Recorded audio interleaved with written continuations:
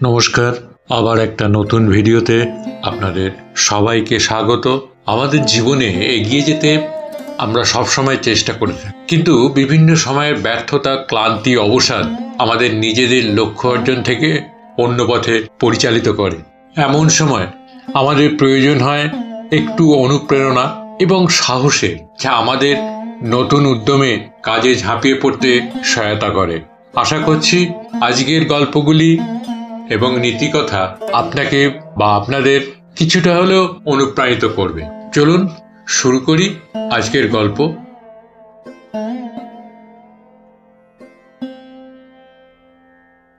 একবার দুই খুব ভালো বন্ধু একসাথে মরুভূমির মধ্য দিয়ে যাচ্ছিল।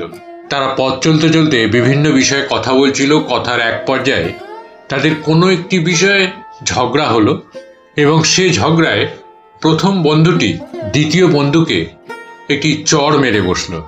দ্বিতীয় বন্ধুটি কষ্ট পেল, কিন্তু প্রথম বন্ধুটিকে কিছুই বলল না। সে বালিতে লিখল, আমার সবচেয়ে ভালো বন্ধু আজ আমায় থাপ্পড় মেরেছে। বন্ধু দুটি আবার হাঁটতে শুরু করলো এবং হাঁটতে হাঁটতে একটি মরুদ্যানের সামনে এসে উপস্থিত হয়। তারা সেখানে জলে স্নান করবে বলে মনস্থির করলো। এমন সময় যে বন্ধুটি চর খেয়েছিল সে চোরাবালিতে আটকে যায় এবং নিচে ডুবে যেতে শুরু করে।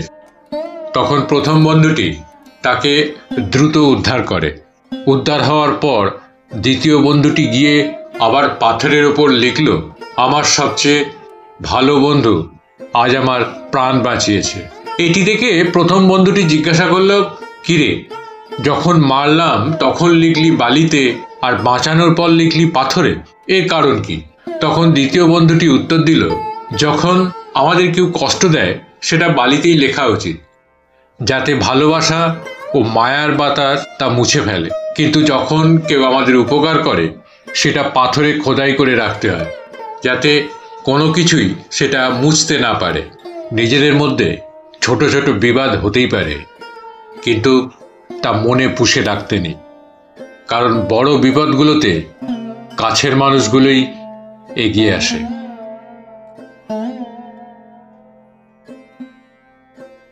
একবার একজন মোটিভেশনাল স্পিকার একটি সেমিনারে এসে সবার উদ্দেশ্যে তার বক্তব্য পেশ করলেন।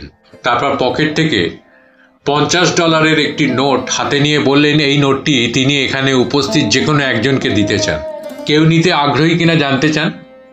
সভাকক্ষের প্রায় সবাই হাত তুলে নিতে চাওয়ার ইচ্ছা প্রকাশ করল। এবার তিনি বললেন, একটু অপেক্ষা করুন, কিছু কাজ বাকি আছে আমার। এরপর সেই বক্তা নোটটি হাতের মুঠোয় নিয়ে চাপ দিয়ে কুঁচকে ফেললেন। তারপর জনতার উদ্দেশ্যে জিজ্ঞাসা করলেন, এখনো কি আপনারা নিতে চান? আগের মতো প্রায় সবাই হাত তুলল। তারপর সে অর্থাৎ সেই স্পিকারটি নোটটি ফ্লোরে ফেলে তার উপর দাঁড়িয়ে নোটটিতে ধুলো ময়লা লাগালেন।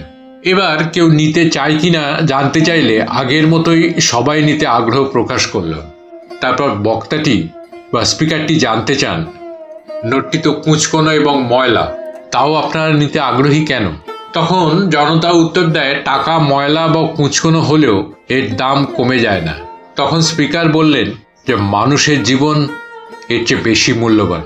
জীবনে হয়তো ঝড়ঝাপটা, খারাপ সময় আসতে পারে, কিন্তু কোনো অবস্থাতেই নিজের মূল্য ভুলে গেলে চলবে না। মানুষের জীবন খুবই মূল্যবান এবং সেটি প্রতিটি অবস্থাতেই মূল্যবান।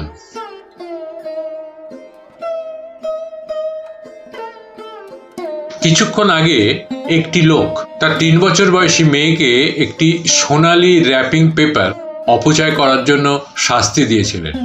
ব্যবসা মন্দ চলছিল।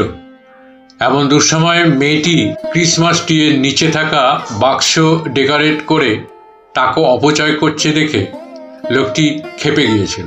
কিন্তু পরের দিন এক্সমাস ডে এর সকালে যখন ছোট্ট মেয়েটি সেই সাজানো বাক্সটি তার বাবার দিকে এগিয়ে দিয়ে বলল যে এই উপহারটি তোমার জন্যে বাবা, তখন লোকটি কিছুটা বিব্রত বোধ করল এবং আগের দিন মেয়েকে শাস্তি দেওয়ার জন্যে মনে মনে লজ্জিত হচ্ছিল।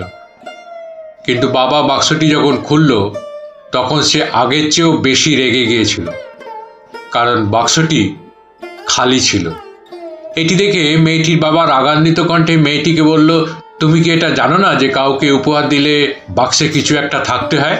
খালি বাক্স দেওয়া অসভ্যতা। তখন মাথা নিচু করে থাকা বাচ্চা মেয়েটি ছলছল চোখে উপরের দিকে ফিরে কান্নাজড়িত কণ্ঠে তার বাবাকে বলল, বাবা, বাক্সটি মোটেই খালি নয়। আমি এটিতে আমার অনেকগুলো ভালোবাসা এবং চুমু বন্দি করে তোমাকে দিয়েছি। বাবা মেয়ের কথা শুনে কান্নায় ভেঙে পড়লেন এবং হাঁটু গেড়ে বসে মেয়েকে বুকে জড়িয়ে ধরে ক্ষমা চাইলেন। অল্প কিছুদিনের মধ্যেই একটি দুর্ঘটনায় মেয়েটি মারা যায়। তার বাবা সেই সোনালী বাক্সটি তার কাছে সযত্নে রেখে দেয়। যখনই তার মন খারাপ হয়, হতাশা ঘিরে ধরে, তখনই বাচ্চা মেয়েটি সেই সোনালী বাক্সটা হাতে নিয়ে কন্যার সেই ভালোবাসা অনুভব করে সব কষ্ট এবং হতাশা ভুলে যায়। নিষ্পাপ ভালোবাসা অমূল্য, যে কোনো পার্থিব বস্তুর সাথে যার তুলনা চলে না।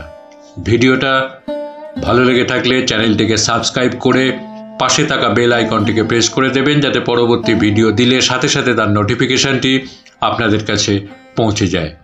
লাইক করবেন, কমেন্টস করবেন, ইচ্ছে হলে শেয়ার করবেন, পাশে থাকবেন। ধন্যবাদ, নমস্কার।